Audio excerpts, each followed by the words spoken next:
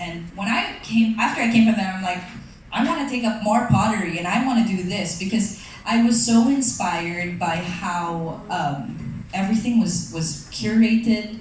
The curator said that they now are bringing in Yayoi Kusama, and it took them 4 years to close that deal. Wow.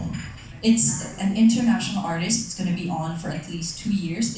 They're renovating it, so I really see the investment they have in arts and culture, and I enjoy it so much. And I'm sure visiting museums like this is really an experience, right? It's really an experience that you don't want to miss out.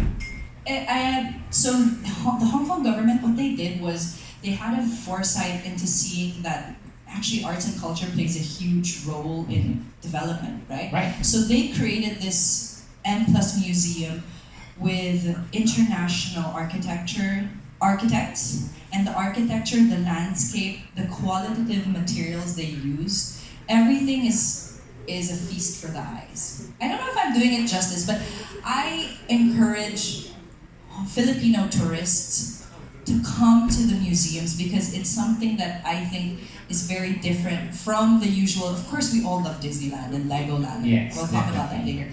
But this is something that's not highlighted, and Hong Kong has really spent on showcasing its culture.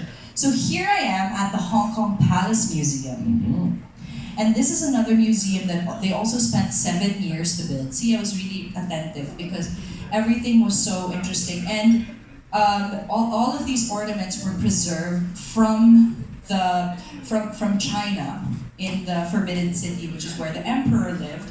And then, you have the first ever milk tea pot. This is how they drank it. This is a silk thing that they have to store every 4 months because it's very precious.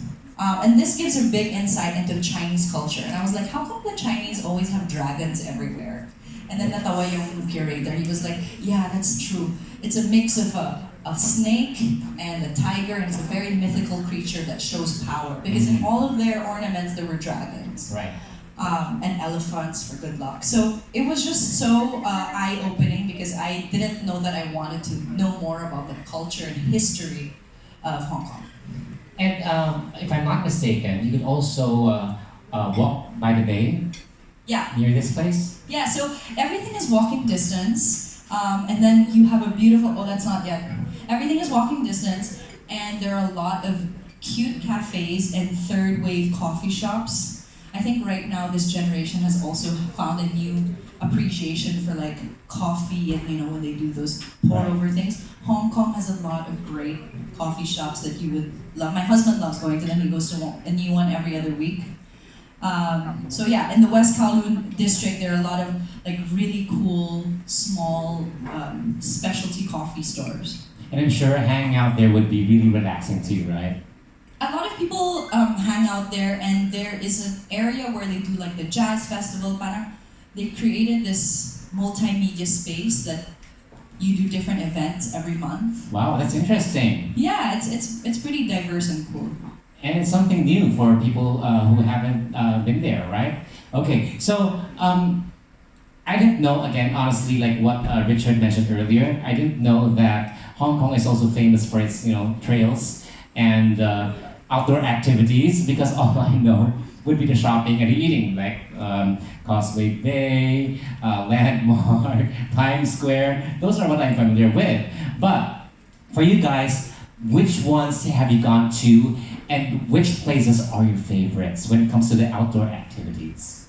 Okay, so like most Filipino tourists, when I go to Hong Kong, I always go to the same places like you mentioned, shopping, Causeway Bay. But when I moved there and I met locals, and my husband is a big outdoors guy, he would take us on a new trail every week. And so I love the Lantau Peak Trail. It's a bit harder. It's 3 hours to get to, and I did it when I was like pregnant with my second son. Wow. But it's so beautiful. And then when you land, there was like Buddha exhibits, and there are temples. And then if you want like very easy trails, I would say maybe the Peak. There's one Big Wave Bay, which is 30 minutes, and you land at the beach, and it's called Big Wave because there are a lot of waves there, and there's a really good restaurant to eat. The fish and chips is delicious. So I'm so familiar because I was living in Hong Kong for 2 years and we did this every weekend, sorry.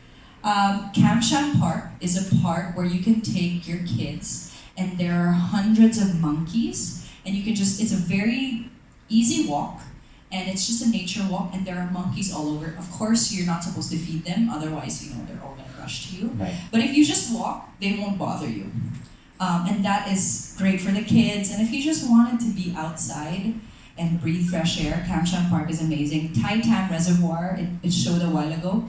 It's by the dam and it's in the shaded area, so it's very cool. Mm-hmm. I really suggest people explore this place, especially after the pandemic. We kind of want to be outdoors and really experience that nature side. So that's what we did for fun in Hong Kong, and we still do that. And how about you? Have you tried like all of these trails? Growing up in the Falcon school, we were kind of like semi-required to do all these stuff. Like there will be like a couple of days where, hey, we're gonna go on a trip to do all these trails. And I remember we actually had a competition, one of the sports day or something, where we would run through the trail. Like there was a race, and we would run through from one end. I think from the Peak Trail, we start from the Peak Trail all the way to Big Wave Bay, which is the end of it, if I'm not mistaken. Yeah, it's I think it's like 20 kilometers. We called it the Rainbow Trek back then in our school, and we would literally race, and whoever wins, gets, I don't know, like bragging rights or something. That's pretty much it. But those were amazing. And then of course there's the Dragon Back Trail that goes up and down. It sounds hard, but when you do it, it's not that hard, especially during winter. And I strongly suggest my friends who go to Hong Kong to always check out all these trails during winter. Don't do it during summer. I mean, you're just gonna kill yourself for being that hot. But like during winter and during spring, those are the best times.